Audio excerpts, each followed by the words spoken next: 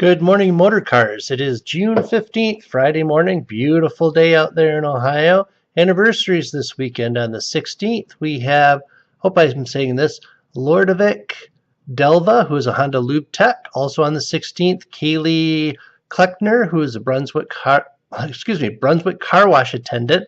On the 17th, we have Darren Marsh, who's a Honda technician. Also on the 17th, Jeffrey Barksdale, who's in Toyota sales. So happy anniversary to all of you.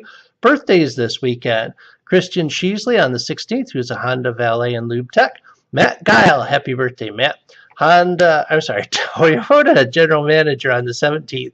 And then Don Schaefer, who is the director of service and parts over at Honda. So happy birthday to all of you this weekend.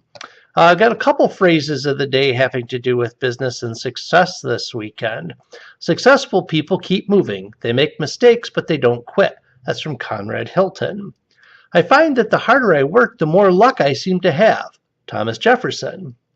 Don't be distracted by criticism. Remember, the only taste of success some people get is to take a bite out of you. Zig Ziglar. And if you don't know that last one, almost every sales seminar back in the 80s and 90s had Zig Ziglar in it somewhere. One of the greatest salespeople that ever lived.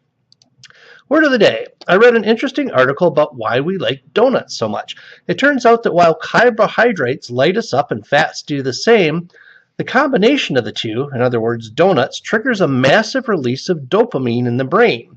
Dopamine is the same chemical that makes us crave heroin, gambling, cigarettes, alcohol, and porn.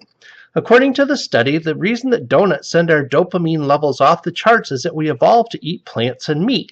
No food found in nature delivers fat and carbohydrates at the same time, so our brains explode with delight every time we chomp down on a cruller.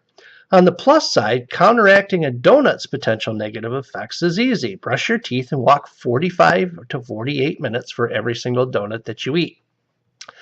Following up industry buzz about self-driving vehicles, one recent study estimated that the lower incidence of car crashes, particularly involving drunk drivers, will save us all $385 billion a year. They also estimated that driverless vehicles won't begin to replace jobs on a large scale for about 12 more years. That's in line with another report that says that fewer companies will have actual employees. Instead, more and more workers will be temps, contract workers, and consultants moving from company to company on a project-based basis. IBM is also throwing its hat into the driverless car ring too. They've developed a version of their DeepMind AI to predict what an environment looks like from any angle, including angles that it can't see.